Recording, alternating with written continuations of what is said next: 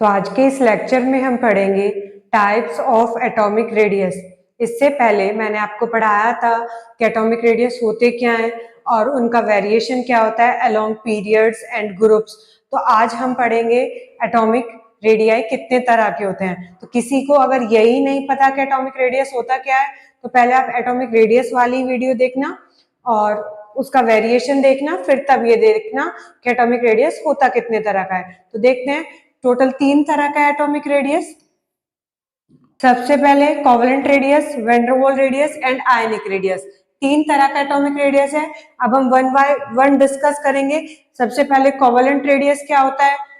Covalent radius कब आया होगा? जब भी एटम एटम के बीच में शेयरिंग हो रही होगी तब हम कोवेलेंट रेडियस पढ़ेंगे। तो देख लेते हैं किस तरह से। जैसे कोई एटम ए है, ये कोई एटम बी है और ए का जो एटॉमिक रेडियस है वो है आर ए और बी का जो एटॉमिक रेडियस है वो है आर बी। तो जो कोवेलेंट रेडियस होगा वो क्या हो जाएगा कि ए के न्यूक्लियस से लेके बी एटम के न्यूक्लियस तक जो डिस्टेंस होगा वो आपका क्या होगा? Covalent radius. देखो definition, the distance between nucleus of two atoms joined by a single covalent bond is called covalent radius। ये एक डिस्टेंस है किस किस के बीच का? दो एटम के बीच का। जो न्यूक्लियस से लेकर जो डिस्टेंस होगा वही क्या कहलाएगा? Covalent radius. और वो जो दोनों एटम होंगे वो आपस में एक कोवेलेंट बॉन्ड से जुड़े होंगे। जैसे यहाँ पे बता दिया कि आर ए बी मॉलिक्यूल के लिए, ये पूरा जो ए बी मॉलिक्यूल है इसके लिए जो कोवेलेंट रेडियस होगा वो क्या होगा? आर ए इधर वाला प्लस इधर वाला, तो टोटल डिस्टेंस यहाँ से यहाँ तक का आ जाएगा, तो ये कोवेलेंट रेडियस हो जाएगा। ये रहा, ठीक है। इसके बाद हम नेक्स्ट पढ़ेंगे van der Waals radius. Van der Waals radius जब पढ़ा जाता है जब चीजों के बीच में बॉन्ड ना बने हो। जैसे कहा जाता है कि वैन डर वाल्स रेडियस हम पढ़ेंगे इनर्ट गैसेस के लिए, जो क्या होती हैं, खुद में ही काफी स्टेबल होती हैं, वो किसी के साथ बॉन्डिंग नहीं करती। कहाँ पे पाई जाती है नोबल गैसेस?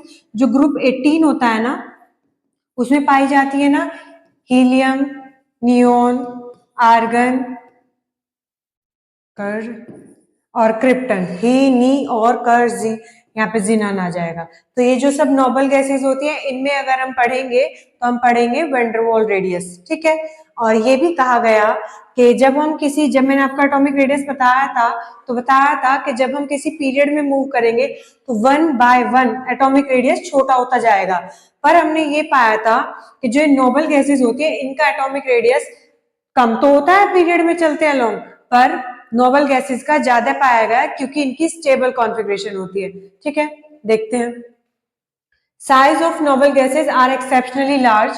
जब हम किसी पीरियड में चलते हैं तो इनका साइज बड़ा पाया जाता है in a period because of their most stable configuration, क्योंकि इनकी कॉन्फ़िगरेशन काफी स्टेबल है।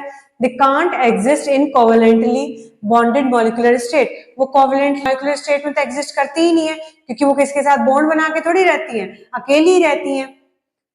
Therefore, their radii determined in non-bonded state। तो इनका जब भी रेडियस आप निकालोगे नॉन बॉन्डेड स्टेट में निकालोगे, मतलब किसी के साथ बाइंड होके नहीं आएंगी, which is actually known as van der Waals radius। और जब आप नॉन बॉन्डेड स्टेट में निकालोगे, अकेले अकेले का निकालोगे, तो वही वाला कौन सा कहलाता है? van der Waals radius। ये एक साइंटिस्ट के नाम पे रखा गया है। which are large than atomic radius। और फिर ये कह दिया गया कि जो van der Waals रेडियस होते हैं उनकी वैल्यू ज्यादा होती है as compare to atomic radius वालों के, ठीक है। और आगे भी आप पढ़ेंगे जो कोवेलेंट रेडियस होते हैं, मतलब उन वाले मॉलिक्यूल्स में जिनमें कोवेलेंट बॉन्ड बन के आते हैं उनमें जो रेडियस होते हैं उनकी वैल्यू भी कम मिलती है as compare to van der Waals radius के। मतलब वैन डर वाल्स की वैल्यू एटॉमिक रेडियस से भी ज्यादा होती है और कोवेलेंट वालों से भी ज्यादा होती है। देखो जरा, van der Waals radius, it is half of the distance between two nucleus of non-bonded atoms of two adjacent molecule। जैसे ये कोई एक मॉलिक्यूल ये है, एक मॉलिक्यूल ये है, तो इन दोनों के आपस में बीच में कुछ बॉन्ड थोड़ी बना है, तो इनके बीच का जो डिस्टेंस होगा उसका आधा आप कर दो। जैसे हमने यहाँ क्या किया कि हमने कह दिया 3.6 जो है इनके बीच का डिस्टेंस, तो उसका आधा आप कर दो। तो जब आधा कर दोगे तो हमारे पास क्या निकल आएगा? वैन डर वाल्स रेडियस, ठीक है। या फिर उन्होंने ऐसे दिखा दिया कि यहाँ से यहाँ तक आरसीएल नेगेटिव, यहाँ से यहाँ तक आरसीएल नेगेटिव, मतलब ये पूरा अगर डी है तो इसका आधा आप कर दो तो आपके पास क्या आ जाएगा, van der Waal radius. Van der Waals radii is greater than covalent radius, ये अभी मैंने बताया, चाहे एटॉमिक वाला हो चाहे कोवेलेंट वाला हो, वैन डर वाल रेडियस उनसे ज्यादा वैल्यू होती है वैन डर वाल रेडियस की। That's why noble gases have comparatively large atomic radius। इसीलिए ये पाया गया कि जो नोबल गैसेस होती है, जब हम पीरियड में पढ़ते हैं, इसीलिए नोबल गैसेस का साइज बड़ा था एज कंपेयर टू अदर के, क्योंकि पीरियड में चलते हुए घट रहा था, पर हमने पाया कि नोबल गैसेस का बड़ा है। तो क्यों बड़ा है? क्योंकि उनमें वैन डर वाल रेडियस है, और वैन डर वाल रेडियस की वैल्यू एटॉमिक रेडियस और कोवेलेंट रेडियस दोनों से ज्यादा पाई जाती है। ठीक है, अब हम आगे पढ़ते हैं। Last one is ionic radii. कहाँ आएगा ये आयनिक रेडियस? जहां पर आयंस बने होंगे, जैसे प्लस का आयन कैटायन वाला हो या फिर नेगेटिव वाला आयन एनायन वाला हो, वहां पे हम इसे आयनिक रेडियस को पढ़ेंगे। आयनिक रेडियस हम क्या कहेंगे? आयनिक रेडियस क्या होगा? जब भी कोई आयन आएगा, मान लो कोई कैटायन है जिस पर प्लस का चार्ज है, तो इस कैटायन का अपने सराउंड कहां तक इसका इन्फ्लुएंस होगा, इसके पॉजिटिव चार्ज का, तो जिस पॉइंट तक इसका इन्फ्लुएंस होगा उस पॉइंट तक के डिस्टेंस को हम इसका क्या बोल देंगे?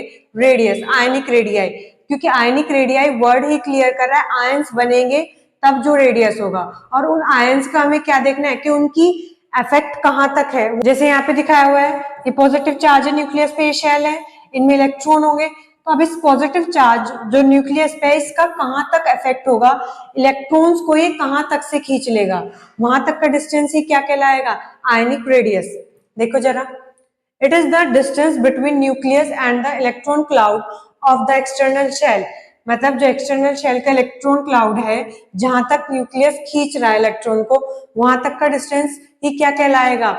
Ionic radii. It is the distance between nucleus and electron cloud of the external shell on which nucleus can exert force is called ionic radii.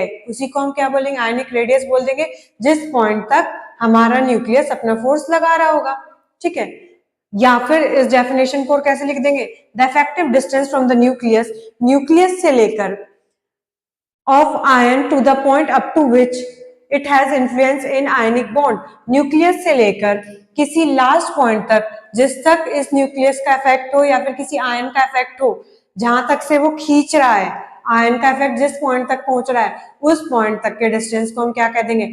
Ionic radius. ठीक है, अभी आयनिक रेडियस समझ में आ गया होगा। अभी ना इसमें आयनिक रेडियस में आपको और बताया जाएगा।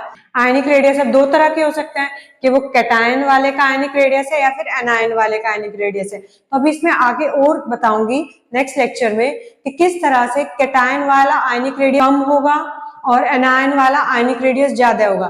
तो ये हम पढ़ेंगे आगे पॉलिंग स्केल का रूल समझ के। ठीक है, so thank you for watching, like share and subscribe our channel Vision by Charu.